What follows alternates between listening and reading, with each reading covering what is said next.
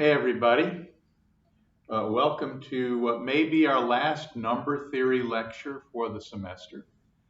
If it's not our last number theory lecture, this is our next to the last one for sure, with a very brief one to follow. Let me recap what we did last time. We introduced the concept of congruences, and by definition,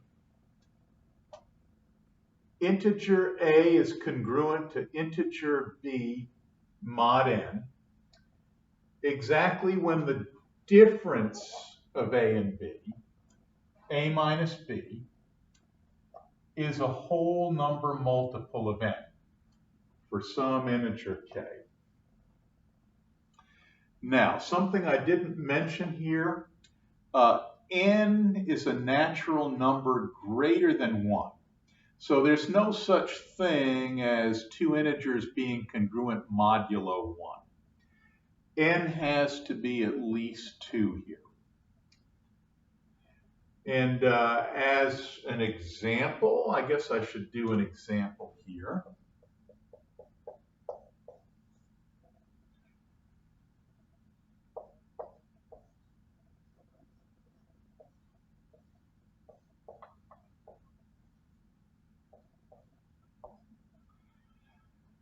We'll see that 126 is congruent to 66 mod 10. And here's why.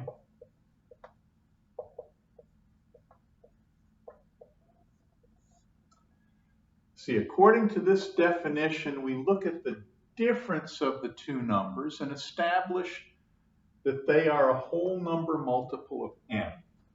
So let's look at the difference.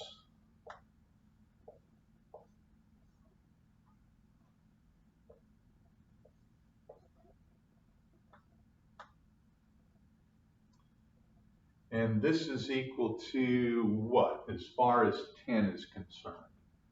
6 times 10. Okay.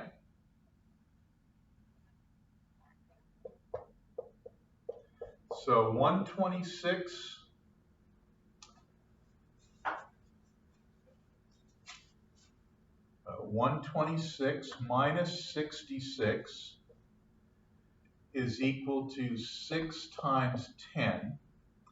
So this is our k. Hence, 126 is congruent to 66 modulo 10.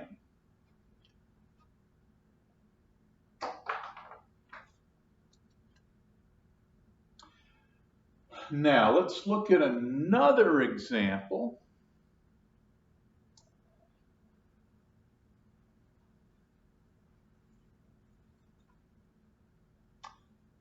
Or I'll tell you what, let's look at this example again.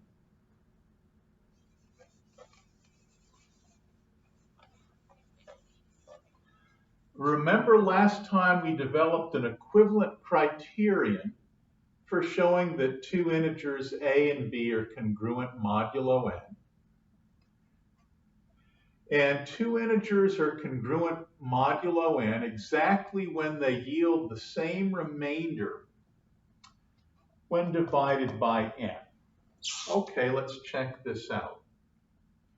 126 by the division algorithm is 12 times 10 plus 6.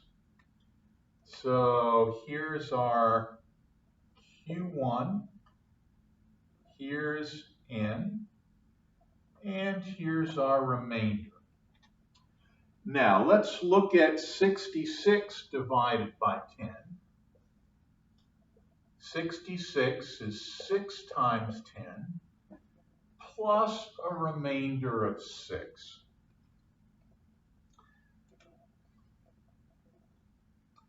So here's our quotient, here's our divisor n, and here's our remainder.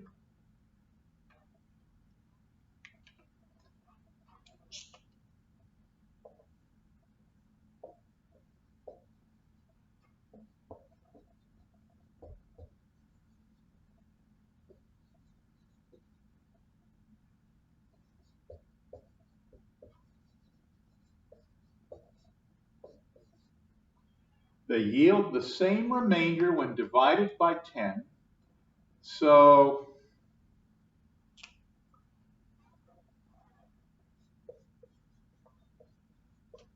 126 is congruent to 66 modulo 10. But just an alternative way of showing congruence.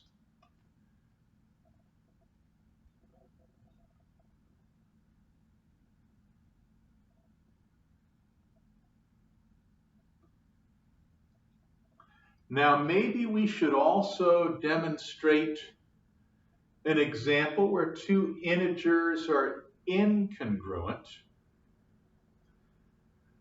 So let's try that.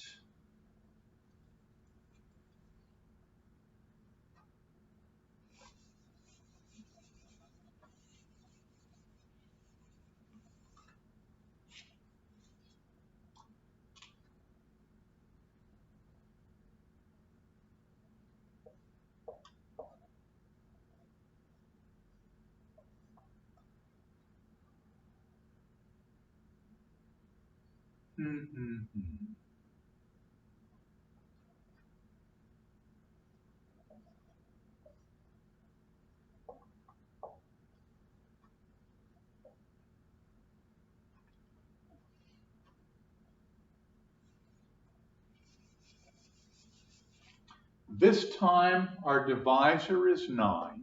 This is our n. And let's see what happens when we apply the first criterion. Here's our A, here's our B, here's n.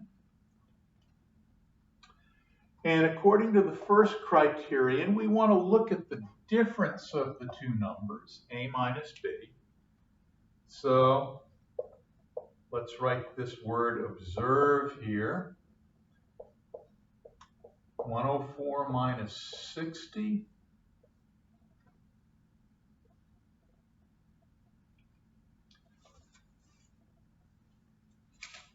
And this is A minus B.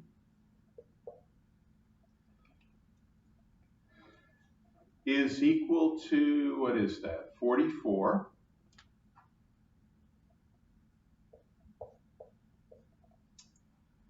And when we divide 44 by 9, which is our n, let's see, 9 times 5 would be 45. Oops, not quite going to make it. So let's see, we get 4 times 9 is 36 plus 8.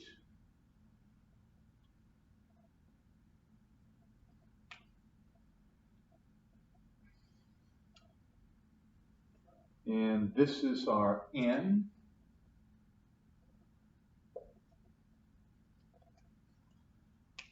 Well, guess what? This is not equal to any integer times 9.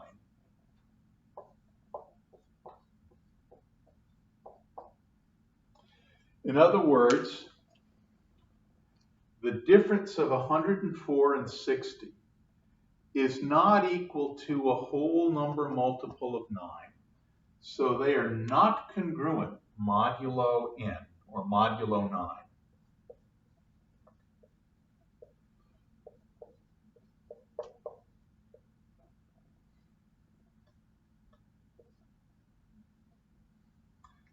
Yeah, that looks messy. Let me rewrite that.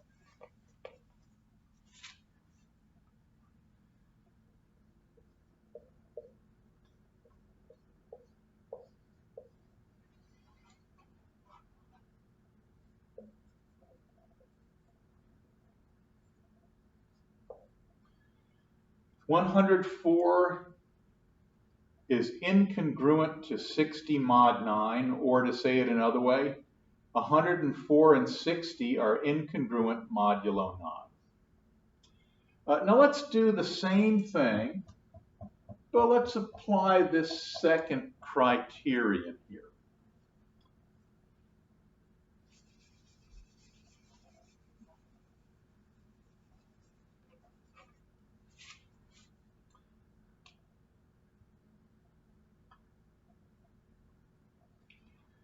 These two numbers will be congruent modulo 9 if they both yield the same remainder when divided by 9 using the division algorithm. So let's see, 104 divided by 9, let's see. 9 times 11 is 99, okay. So we have 11 times 9, which is 99, plus 5. So here's our n, here's our quotient, here's our remainder.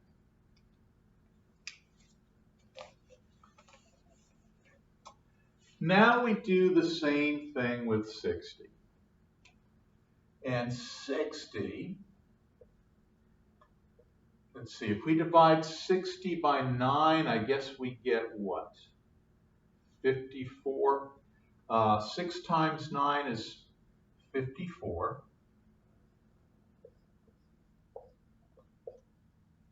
Plus a remainder of 6. Okay. So here's our Q2. Here's N. And here we have a different remainder.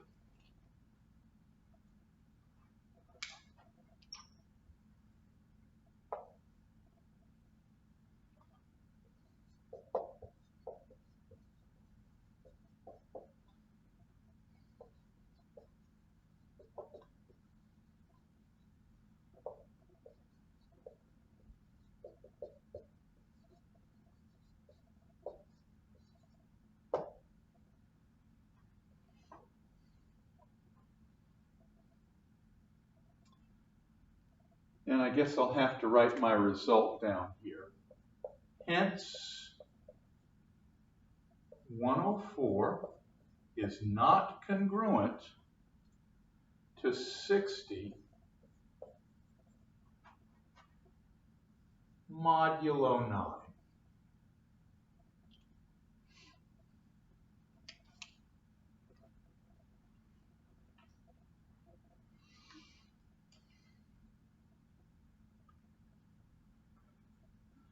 Okay, enough with examples. I do want to make a quick observation.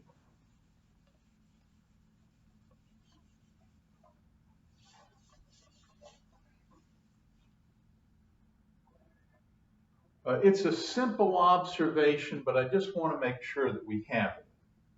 The consequence of these definitions is that an integer a is congruent to 0 modulo n if and only if n is a divisor of that number.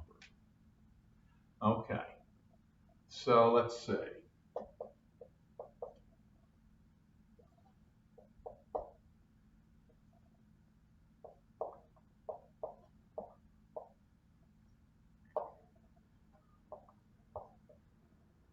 So let's try that direction first. Here's our hypothesis.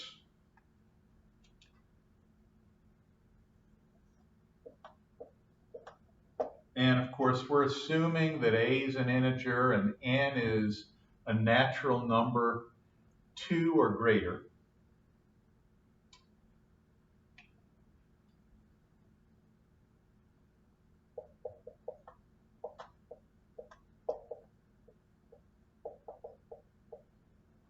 So let the hypothesis be given.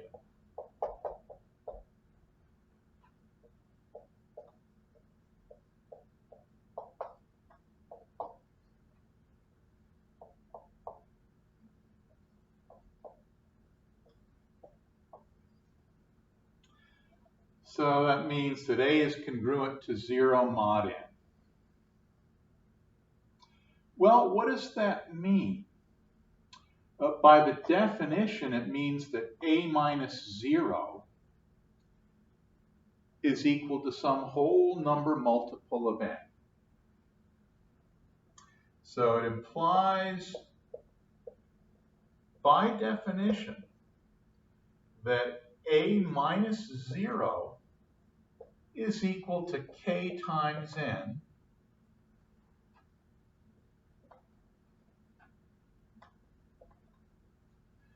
for some integer k.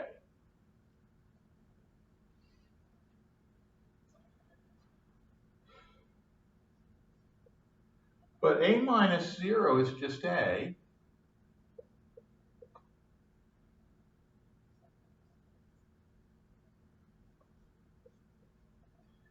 So this tells us that n divides a.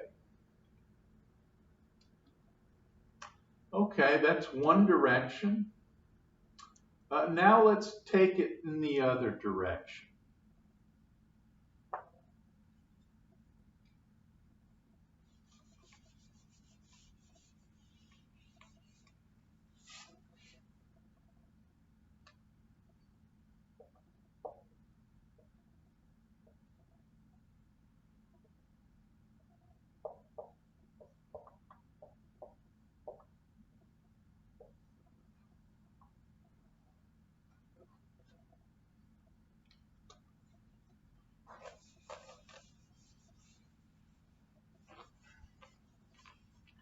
Now, if this is overly obvious, forgive me, but I do want to make copious use of this observation. So I just want to make sure that we all get it. So here's our hypothesis. N divides A. We let the hypothesis be given. So we suppose that N divides A. And what does that mean? That means that A equals K times N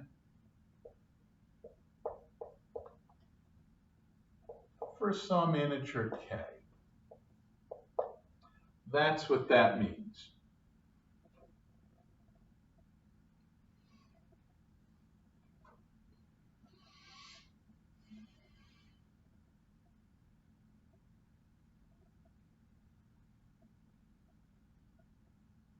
Now I'm trying to show that A is congruent to 0 mod n. So let's see, I guess, how do I show that A is congruent to mod n? According to this definition, I have to show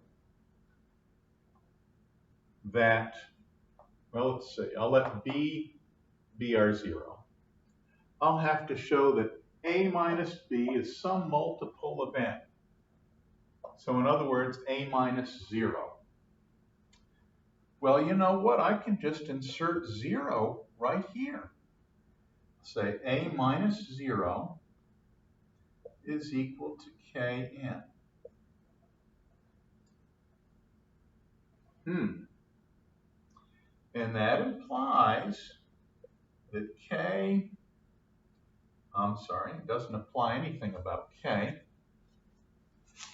It implies that A is congruent to 0 modulo n. And that's by the definition of congruence.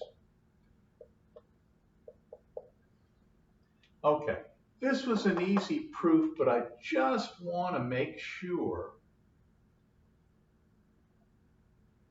that we establish this because I'm going to make use of it all the time. And you know what? After the last lecture, I discovered that this baby had a pause button. Didn't know that before. I'm back. Did you miss me? Imagine that. I discovered there's a pause button on this thing. Savor this moment. You're witnessing Dr. Rossi emerging from the Stone Age. Or maybe I'm being too kind to myself. Maybe you're witnessing Dr. Rossi emerge from the Ice Age. But anyway, I discovered this thing had a pause button, and now you notice that the contents of the board has changed completely. This is a theorem in our text, I hope. I think it is.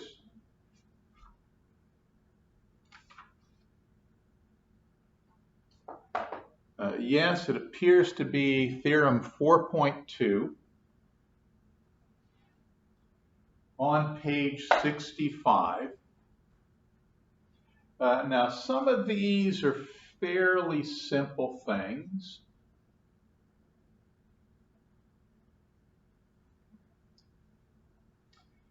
Any integer a is congruent to itself modulo n. So if you learned about the reflexive property in our proof class, congruence is a symmetric relation. Now let's see, how would we prove this? This would be easy. Of course, I'd want to put the word observe in there. A minus a equals 0 times n, which implies a is congruent to a modulo n. Oh my goodness, that was too easy. But we do want to recognize that this is true. So congruence is a reflexive property. It's also a symmetric property. If A is congruent to B, then B is congruent to A. Now, how would we do this?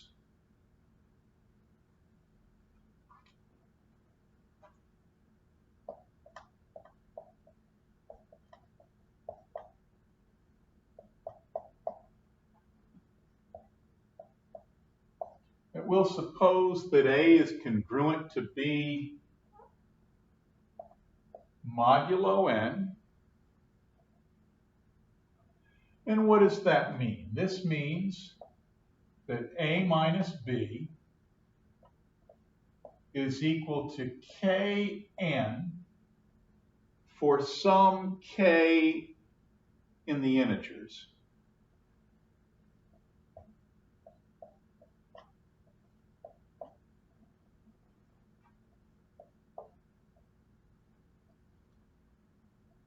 But let's see. What is B minus A? Isn't B minus A negative A minus B?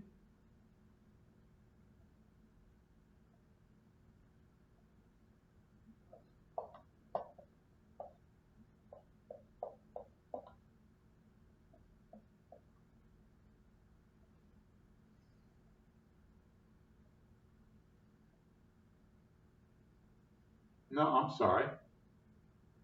This negative B,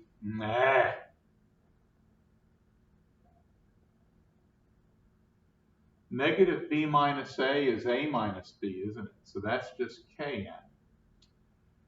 And then that means that B minus A is equal to negative Kn.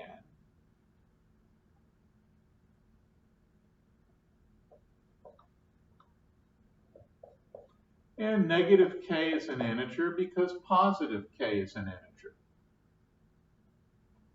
So this means B is congruent to A mod n.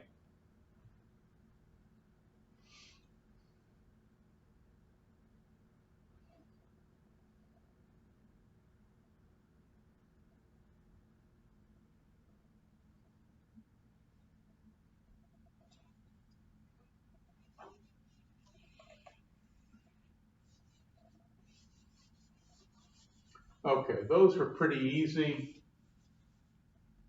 I crammed them in where they'd fit.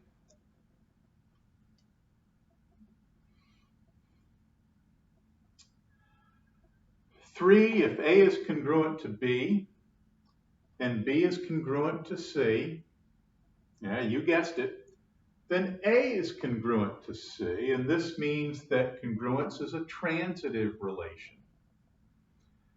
Now we'll prove this in just a little bit. Essentially, what number 4 says is that we can add congruent quantities to each side of an equation. So A is congruent to B, C is congruent to D. So we can take this congruence and add congruent quantities to each side. We can add a C here, and its congruent D here, and we'll get A plus C congruent to B plus D. That's what this says. It also says something else. We can take a congruence, A congruent to B mod N, and we can multiply both sides by congruent quantities.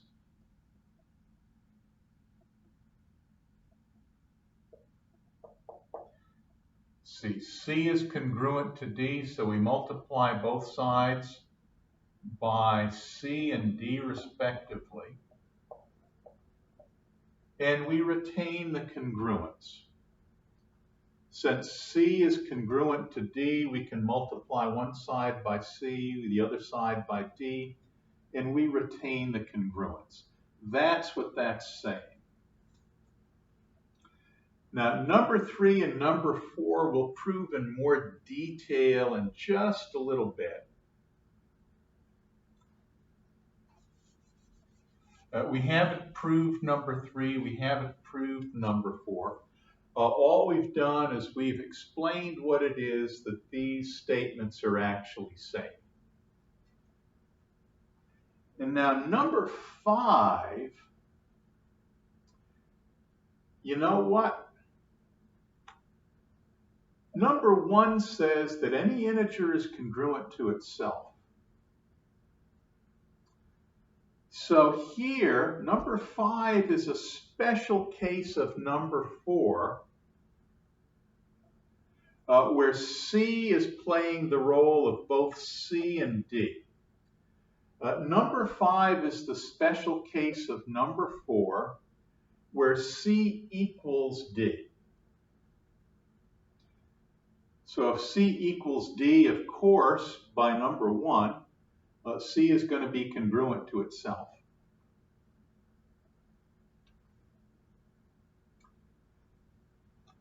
And so every place up here that we see D, we just put C down here.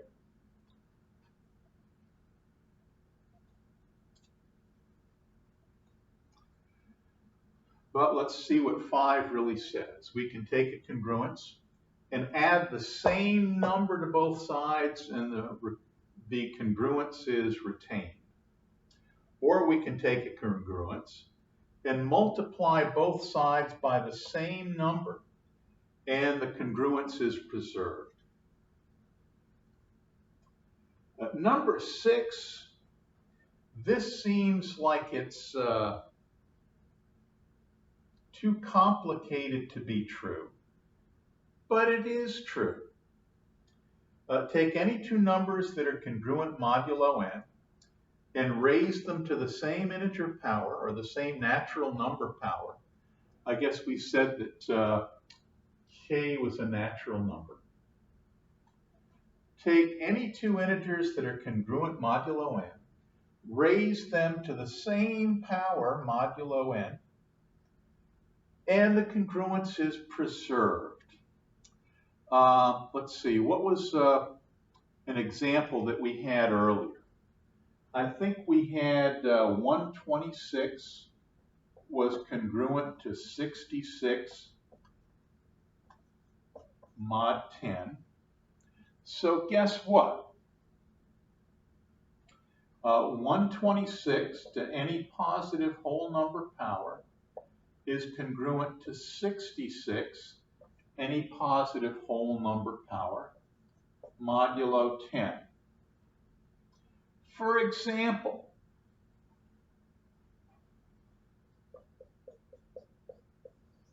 (126 to the power of 215 is congruent to 66 to the power of 215 mod 10. Now, this is an amazing fact. At least it is to me. And number 3, number 4, number 5, number 6 here, we're going to prove all of these now. We've just conducted a brief overview of these 6 properties. We proved number 1 and number 2. Now what we're going to do is we're going to prove number 3. I hope. I think I can do it.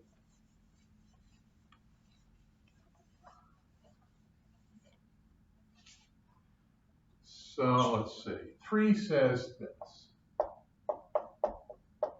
If A is congruent to B modulo n, and B is congruent to C modulo n, then A is congruent to C modulo n. That's what 3 says. Now, those of you who have me for real analysis, you're going to love this proof. I'm not sure this is the proof that's in the book, but we're going to do a proof that is kind of a sneaky, dirty, low-down proof. And in mathematics, those are the ones that we really like the most.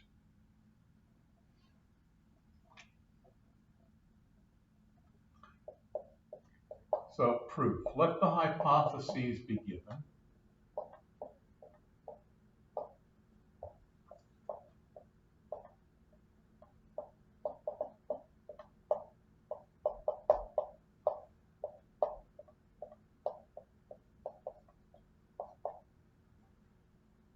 A is congruent to B mod n,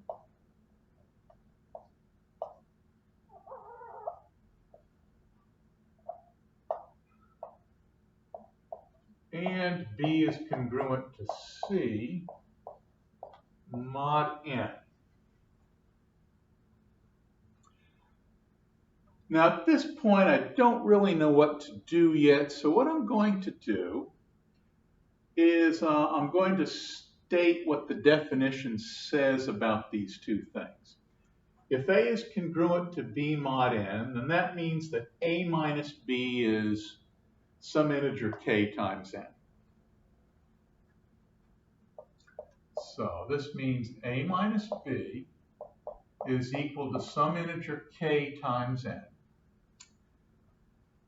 And this says that B minus C is some integer m times n.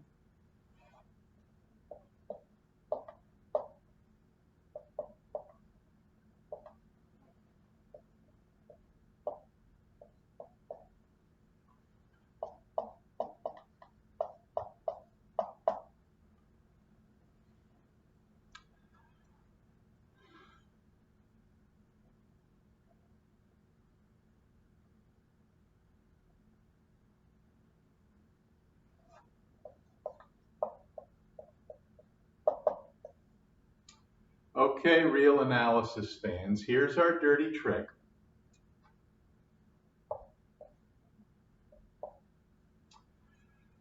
We're trying to show that A is congruent to C modulo n. So we need to show that A minus C is equal to some integer times n. And here's our sneaky trick from real analysis.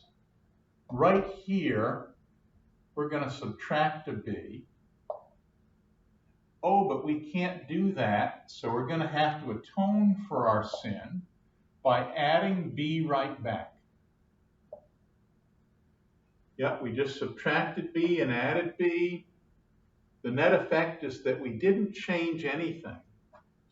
But now look what we have.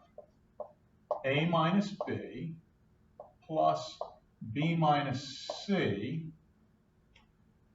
And a minus b is k times n. And b minus c is m times n.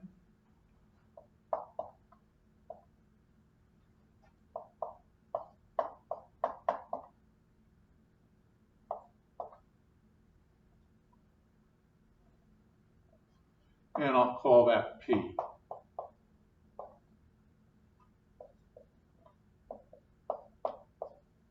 Where p is some integer.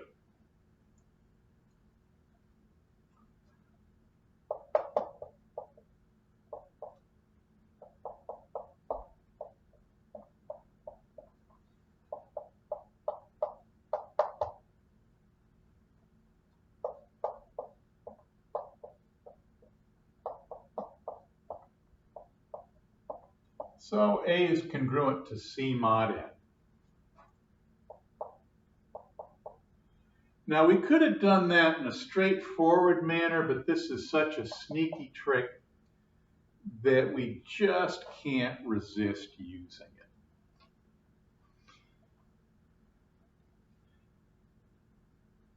So that's number 3. Number 4.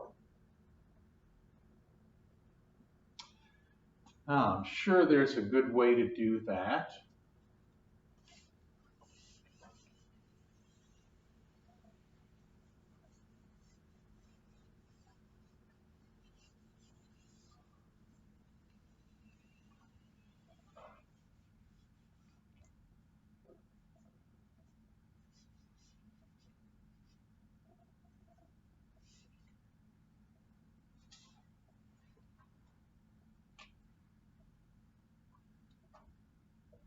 Or if A is congruent to B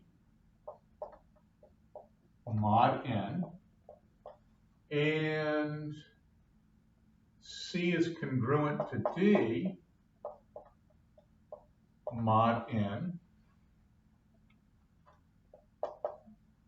then A plus C is congruent to B plus D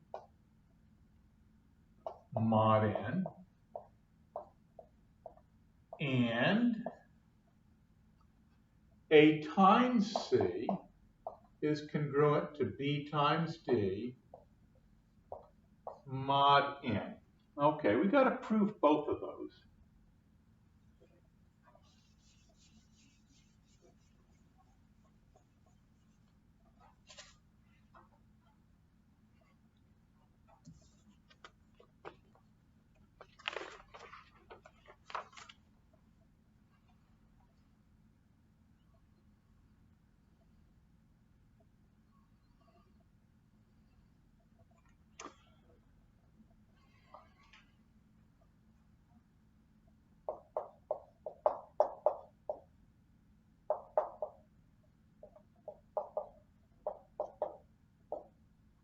So let's see, by hypothesis,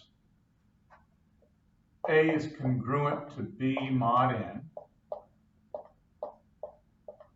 and C is congruent to D mod N. Now, by definition, what does this tell us? By definition, this tells us that A minus B is some whole number multiple of n, let's say k times n. And the same thing with C and D. C minus D is some whole number multiple of n.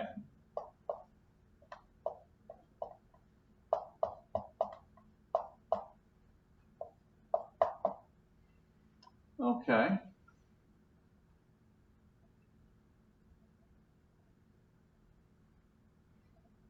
Now let's see, what am I trying to show? I'm trying to show that A plus C is congruent to B plus D modulo n. So the difference of these two things should be a whole number multiple of n. Let's see if that's true.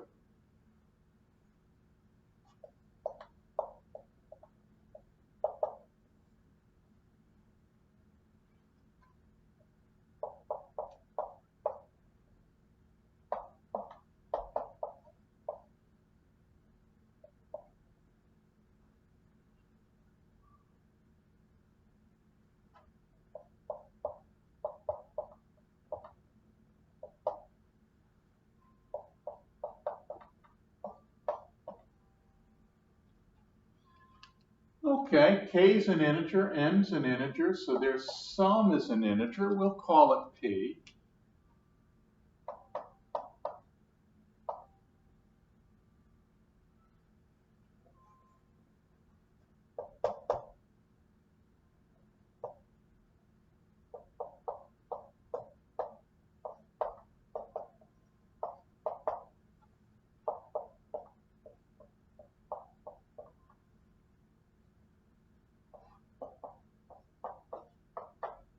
So a plus c minus b plus d is a whole number multiple of n. Okay. Oh, so I guess I better summarize what it is we just proved. We just proved that a plus c is congruent to b plus d modulo n. Okay.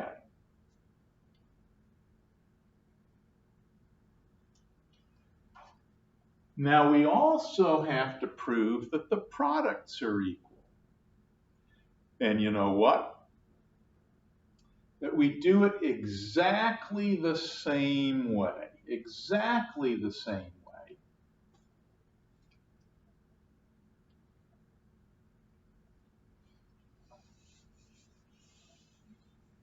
So we can start the proof out the same way, just recognizing what our hypothesis is. We want to show that AC is congruent to BD, and we'll do that by showing that their difference, AC minus BD, is a whole number multiple of n. So here we go. AC minus BD, and what is that? That's going to be, oh wow, I've been caught at a disadvantage here. I just thought I was going to plug in one thing, plug in another, multiply them together, and we got it. We don't got it. But this is actually, I hope, a good thing. I think we can salvage what I'm about to do, but in order to do it, we're going to have to do one of these sneaky, disgusting, dirty little tricks again. And if you're in my real analysis class, I know you're armed and ready for it, and you're going to love this. Oh yeah, this is a sneaky, dirty, rotten trick, and we're going to love it. We are going to love it. Let's see. AC. My problem here is that I don't have any common factor. So what I'm going to do is I'm going to subtract BC, I think. Let me think about this for a minute.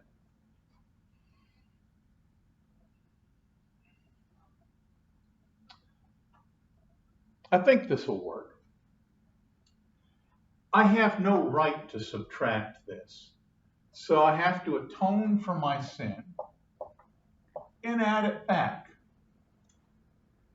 So I have AC plus 0 minus BD.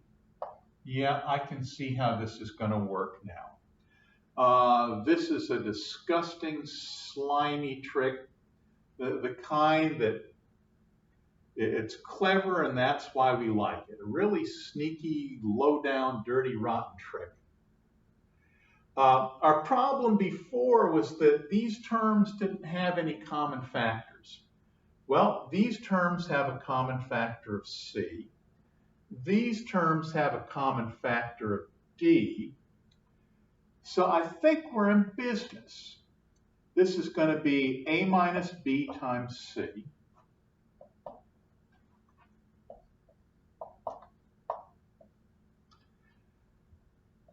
And this is going to be B times C minus D. Yeah, see, A minus B, we know what that is. A minus B, that's Kn.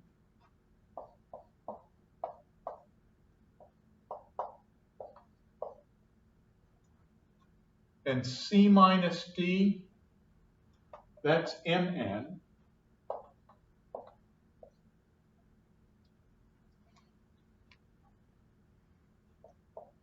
So what do we got? What do we got? What do we got? Common factor of n. So we have Kc plus B times M times N. So what we've established is that AC minus BD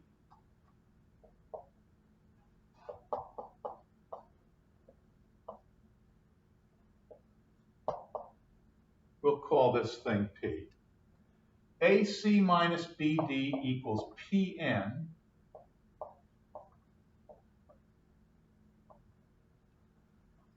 where P equals Kc plus Bm, which is an integer. Oh, this is so sneaky, I love it. I love it, I love it, I love it.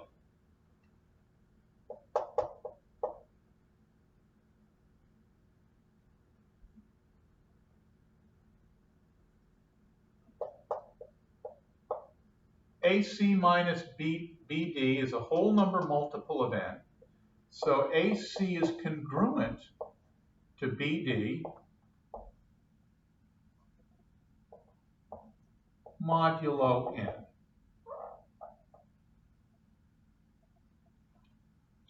Which is exactly what we wanted to show. Oh, I wouldn't have missed those proofs for the world. They're so devious, so sneaky, and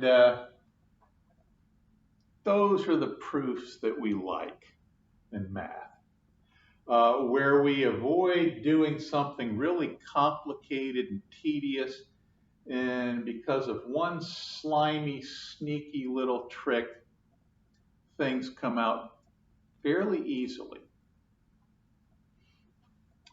So we have 4 proved, and 5 is just a special case of 4, where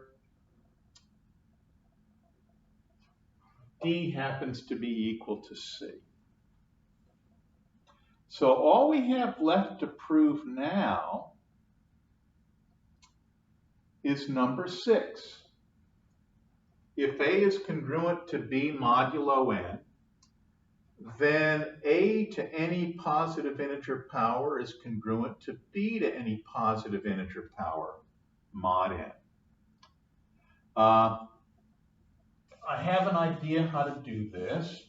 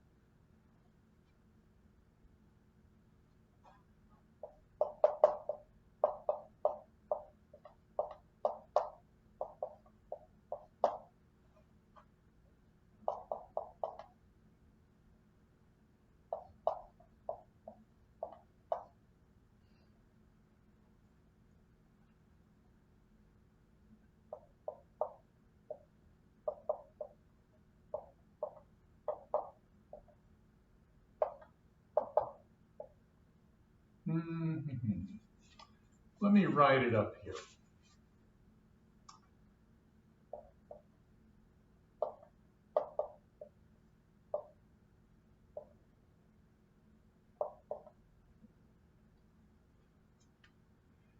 If A and B are congruent modulo n, then they have the same remainder when divided by n. So I didn't use R1 and R2 here because since A and B are congruent modulo n, they have to have the same remainder when divided by n. So I just call this remainder R. Now I've just got to figure out what happens when I take an integer and raise it to the power of a positive natural number.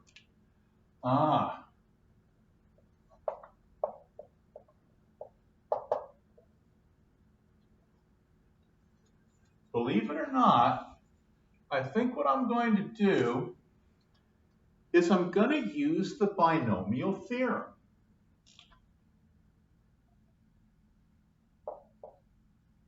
So a to the k is q1n plus r to the k. And the binomial theorem tells me what this is going to look like. It's going to be the sum from I equals 0 to k of k choose I. And I'm going to get the first term, which is q1n to the power of k minus I. And I'm going to get the second term, r, to the power of I.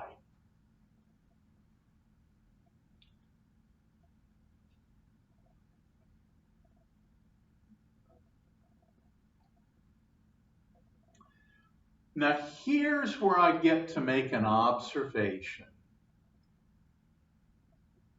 or use an observation that we made a little bit earlier.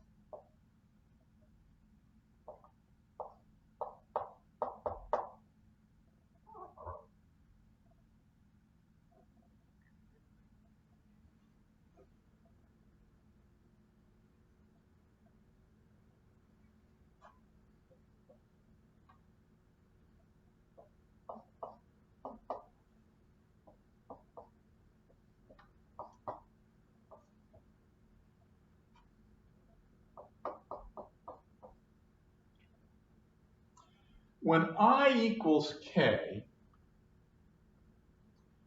then the exponent k minus I is 0 here, and this is just 1. So n won't be a factor of this term when I equals k. But if I is any number less than k, then this expression has at least one factor of n.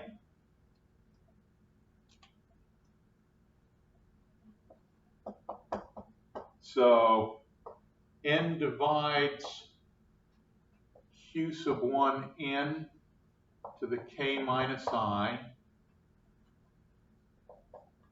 except when I equals k. That's important because that means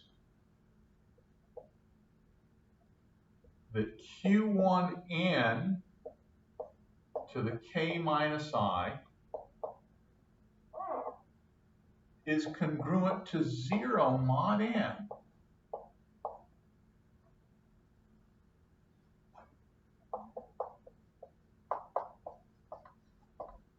except when I equals k.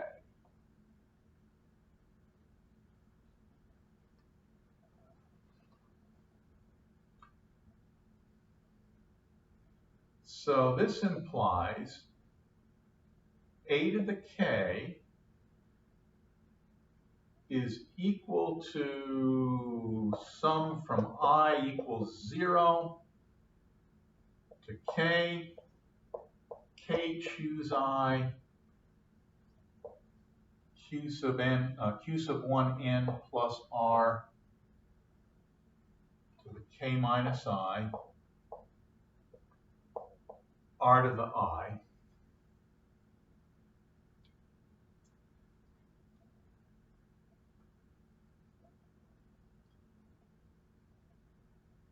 Whoops. I miswrote that. Forgive me. I miswrote that. We're looking at this right here. So I have q sub 1n to the k minus I times r to the I. And this factor is congruent to 0 modulo n, except when I equals k. So it's congruent to 0 plus 0 plus 0 plus 0. And then I equals 0, I equal 1, I equal 2, I equal k minus 1. And then the last term, when I equals k. And so we're going to have 1, that's this thing, times this thing to the 0 power, k minus k, which is 1, times r to the k.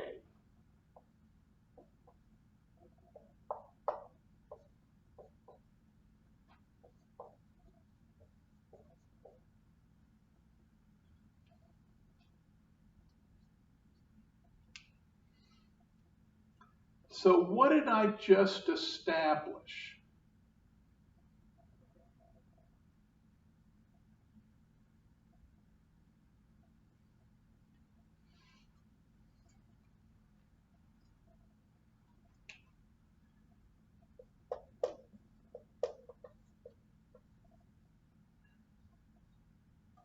See, A was Q1N plus R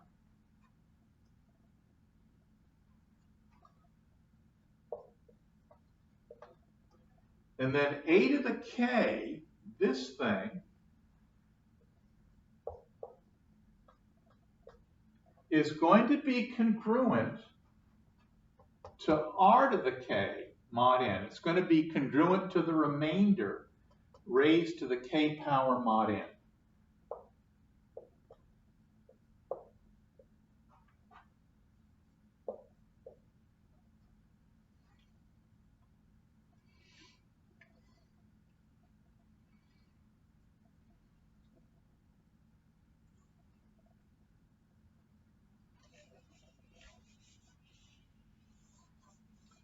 And I'll continue the proof up here.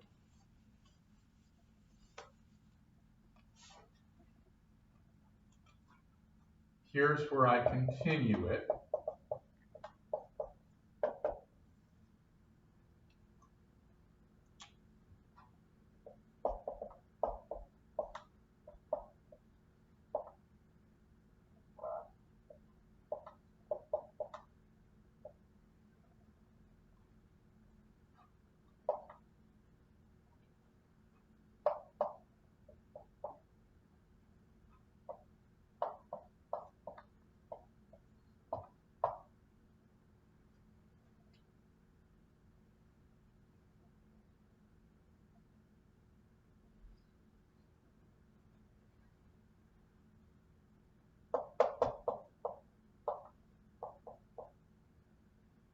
Mhm.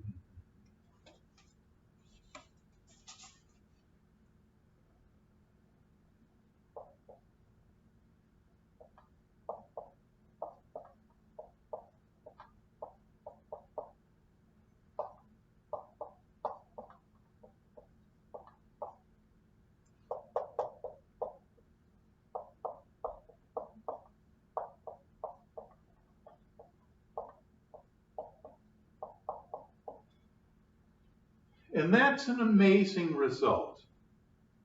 If A and B are congruent mod n, then A to any positive whole number power is congruent to B to any positive whole number power. Or maybe I should say, A to any positive whole number power is congruent to B raised to the same positive whole number power. That is an enormous consequence, especially since it doesn't really seem like this should work, but it does. Now I'm going to pause for a second, and I'm going to come back with a couple of examples of computations using these properties, these algebraic properties of modulo arithmetic. Okay, I'm back. New exercise. 10 to the power of 1024 mod 23. We want to compute this. In other words, we want to express this as being congruent to some non-negative number between 0 and 22. And my strategy is going to be to find a power of 10 that is equal to, and oh, that's a no-no, congruent. Let's do that. Congruent to a small number, positive or negative, mod 23. So I'm going to look at my multiples of 23.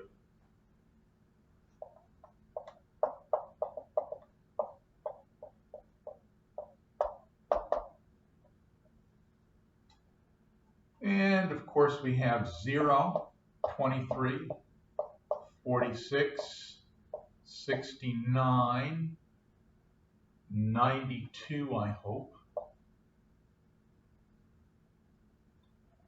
115, I think, plus 23, 138.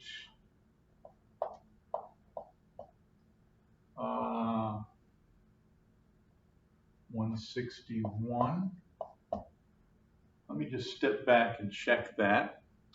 Let's see, 161, okay, yep, that's right. Add 23, 184. Add 23, that's 207. Add 23, that's 230. Add 23, that's 253. Add 23, 276. If we need more, we'll add them later on. Hopefully we won't need more than that.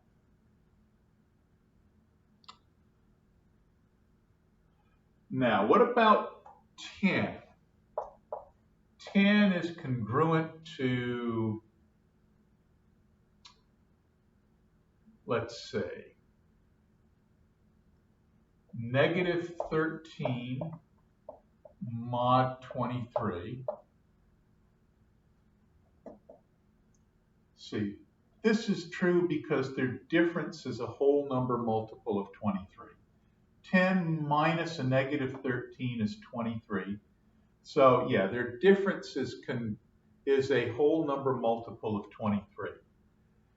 But this is not a small number. Let's see.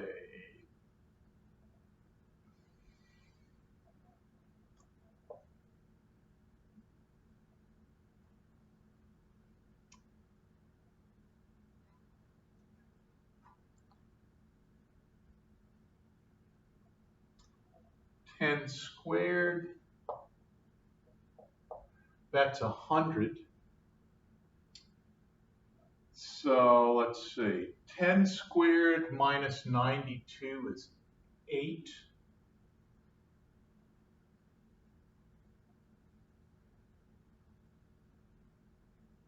So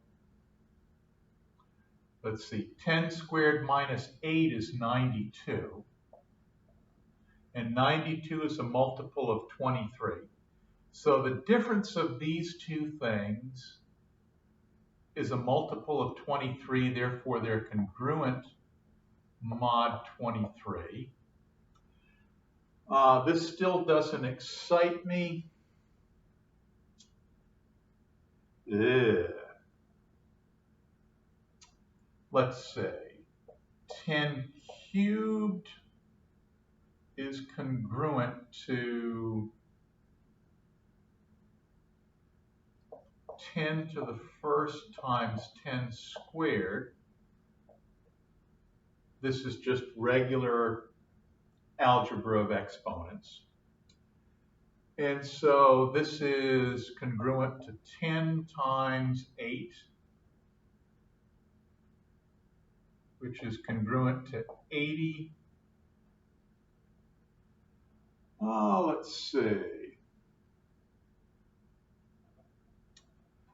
80 minus 69 is 11.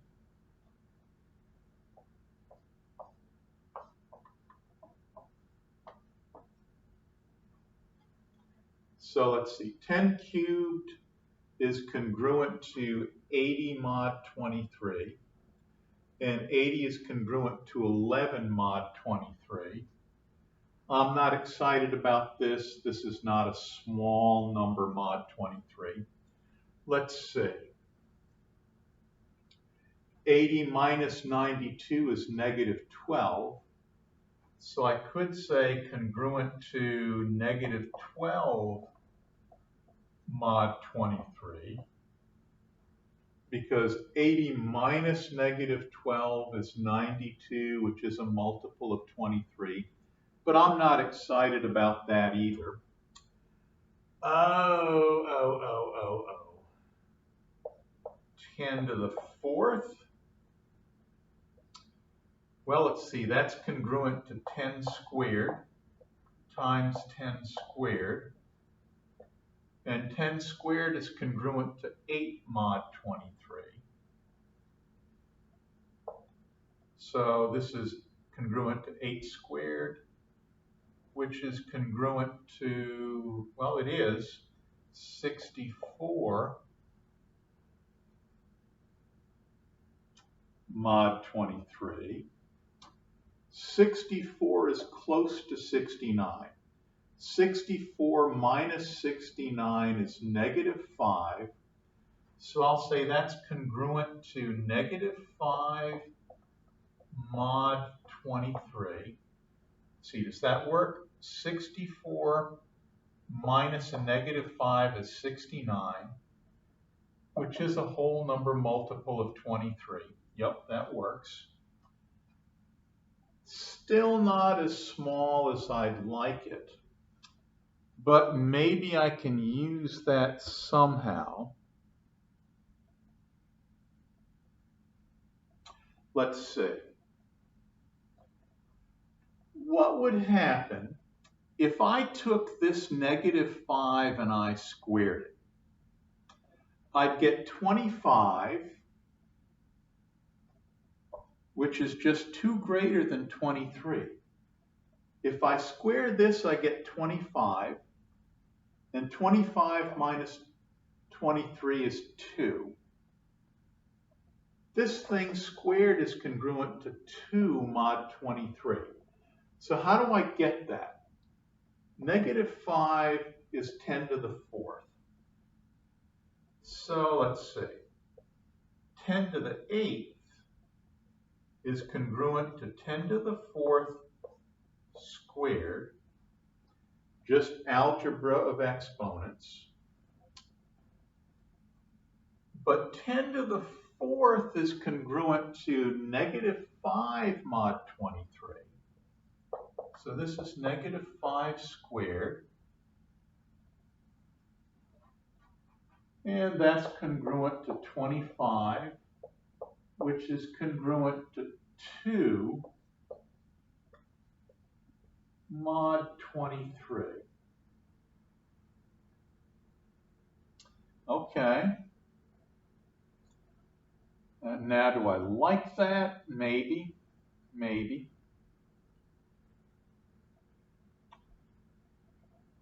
Oh. Yeah, I do like it. 10 to the 8th is congruent to 2 mod 23. This is a small number.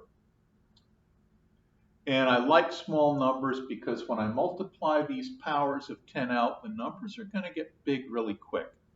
Now, what I'm really looking for as far as small numbers mod 23 are concerned is 1 mod 23 or negative 1 mod 23, because it's really, really easy to raise those to a whole number power.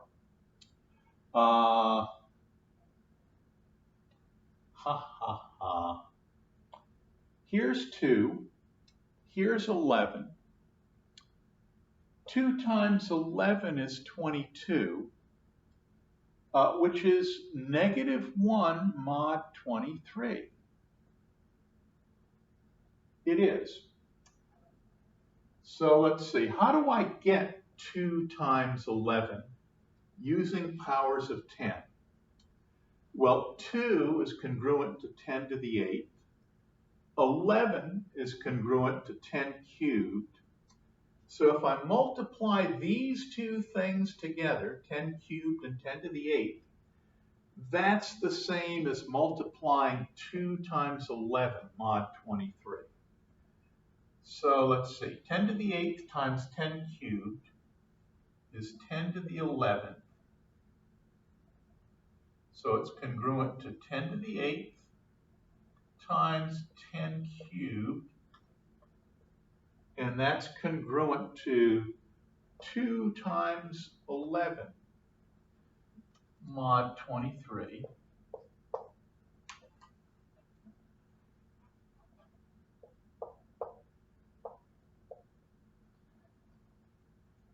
Well, 22 mod 23 is negative 1 mod 23. This is almost the Holy Grail. Almost.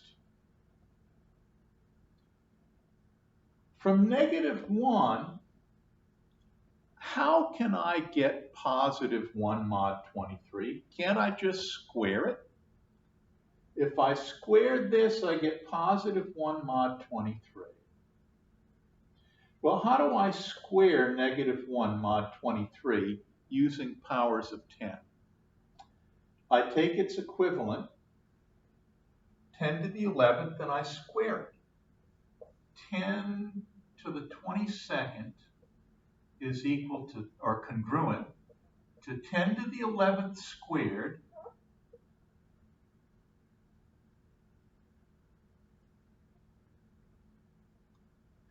and 10 to the 11th is congruent to negative 1 mod 23. And when I square that, I get 1 mod 23.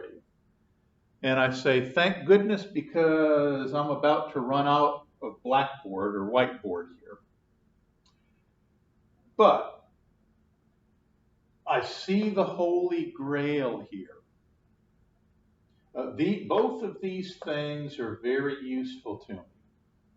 So I'm going to erase all of this garbage up here now that I've found some things that are going to be extremely helpful.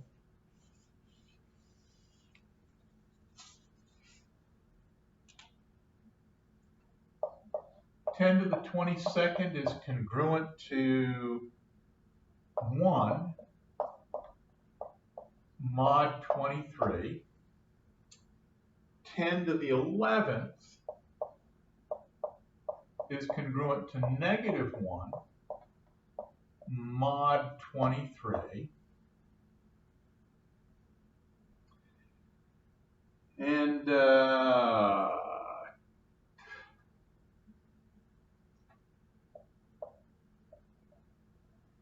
10 to the 8th, that's pretty good. That's a small number.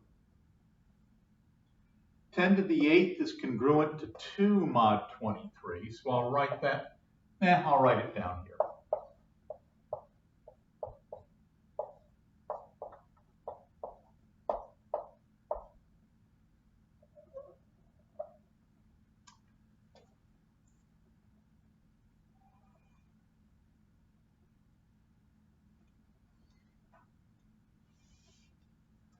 And 10 to the 4th, maybe I'll need that.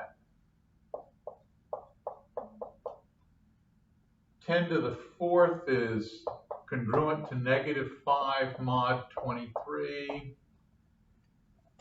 And 10 cubed is 11 mod 23.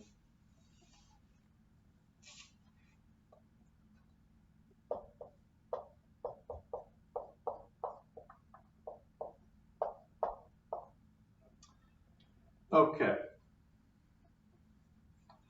I think that's about all I really need.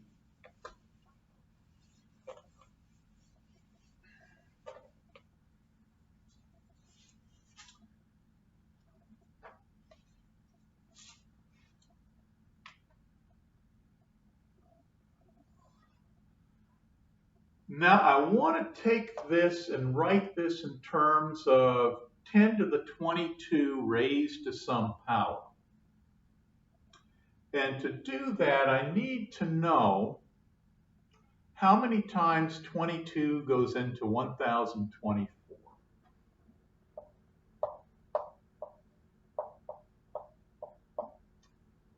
Okay, let's see, 22 goes in 4 times, I guess.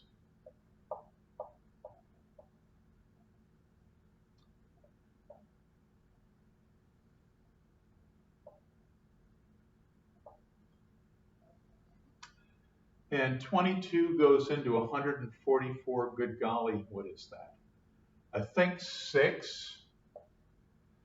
6 times 2 is 12. 6 times 2 is 12, 13. Okay.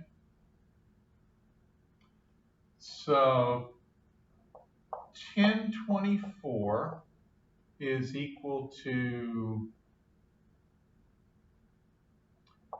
46 times 22 plus 12. We'll remember that.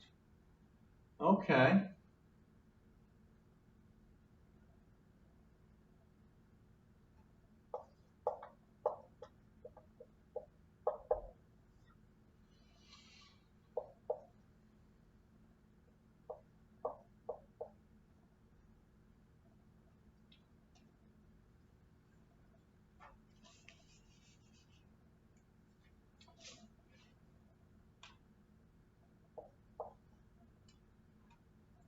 $1,024 is equal to 46 times 22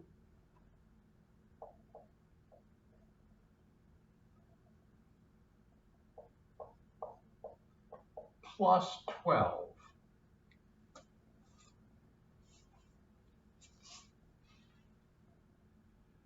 Now I have 10 raised to the power of the sum of 2 exponents. I can rewrite that. That's 10 to the power of 46 times 22 times 10 to the 12th. See, if we multiply these two together, the exponents add and we get that. Okay. Now, I want to take this and I want to write it in terms of 10 to the power of 22. So here's what I do. I write it this way. Now, does this work? I have 10 raised to a power, the whole thing raised to another power. what do the exponents do? They multiply, don't they? So this is 10 to the power of 46 times 22, which is exactly what we had. Oh, that's wonderful. So I have this much written in terms of 10 to the 22, which is going to turn out to be congruent to 1. Now, I can't write this in terms of 10 to the 22, but I can write it in terms of 10 to the 11th, and that's going to be pretty good.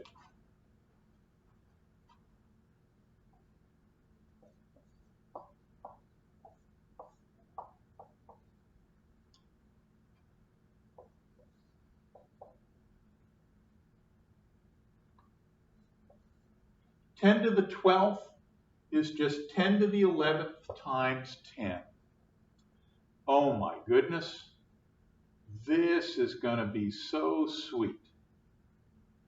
This is going to be so sweet. This is such a special moment, I'm going to use the word observe again.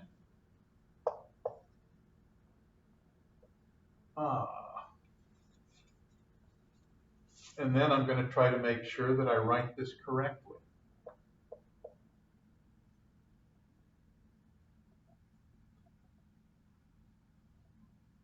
So this is equal to 10 to the 22nd to the 46th power times 10 to the 11th times 10. And what is this all congruent to? Mod 23. Well, mod 23, 10 to the 22nd is congruent to 1. So this is congruent to 1 mod 46, and 10 to the 11th is congruent to negative 1 mod 23. So negative 1. And then 10 is just 10. 10 is congruent to itself mod 23. So let's see, we have 1 times negative 1 is negative 1 times 10 is negative 10 mod 23. Well, let's see. When we started out, didn't we say that, let's see, if I add 23 to this, I'll get 13 mod 23. Now, is that legitimate? It is, and I'll tell you why. I just added a multiple of 23 to this number. So I haven't changed its value mod 23. And I'll prove that these two things are congruent. This thing minus that thing is 23. So it's equal to some integer, 1, times 23.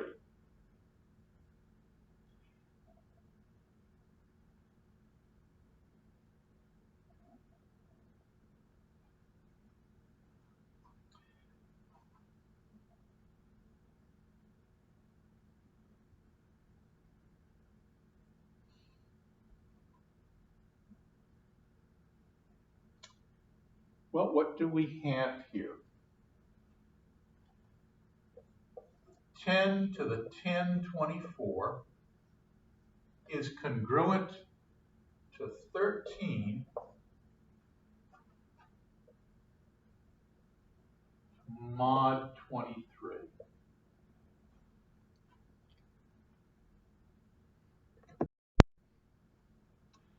And before I erase this, let me clarify something. By our definition of congruence modulo n, two integers are congruent modulo n if their difference is a whole number multiple of n. Well, let's see. Negative 10 minus 13 is negative 23. That's a whole number multiple of 23. So negative 10 and 13 are congruent mod 23. And if we have a number that is negative and we want to get it congruent to a number that's between 0 and n minus 1 mod n, the trick is to keep adding whole number multiples of n, which is what we did here. We added 23 and got 13. So we got something between 0 and 22, which is what we wanted our answer to be. We wanted our answer to be essentially what the remainder would be using the division algorithm, a remainder between 0 and n minus 1. Now, suppose that our number here had been, let's say, 56. We have 56 mod 23. Well, this isn't between 0 and 22. So what we do is we subtract whole number multiples of 23. 56 minus 23 is 33. No, that's still not good enough. Okay, subtract another multiple of 23 and we get 10. Okay, so let's see. If this had been 56, then we just subtract 23 twice and get 10. And now we have an equivalent, something that's congruent mod 23, but it's something that's between 0 and 22. And let's see, are these really congruent mod 23? Well, 56 minus 10 is 46, which is 2 times 23. Yeah, their difference is a whole number multiple of 23. Now, a retrospective on this particular exercise. We were working with powers of 10 mod 23.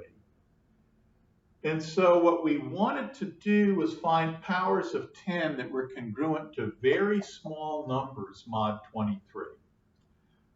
This was a good one. Not perfect, but it's as small as we can get mod 23 without being equal to negative 1 or 1. And then somehow we used these to get negative 1 and positive 1 mod 23.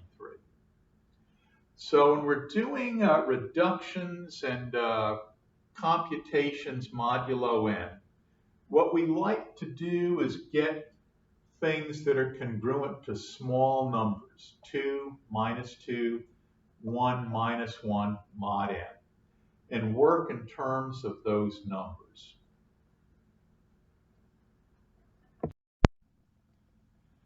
Everybody, I've just looked at my watch and it looks like we're going to need one more lecture in number theory. I'll crank that out either tonight or tomorrow. We'll have some homework and then everything from here on out will just be involved with the final exam. So look at this carefully, study it carefully, work through what we've done. Don't be a passive observer. Let's see, that's my way of saying liberty bibbity. Don't be a passive observer. Work through these things, hit the pause button. Take some time to work through these things on our own. Because if we do, that means that we're really understanding it. And I will post another one of these within 24 hours.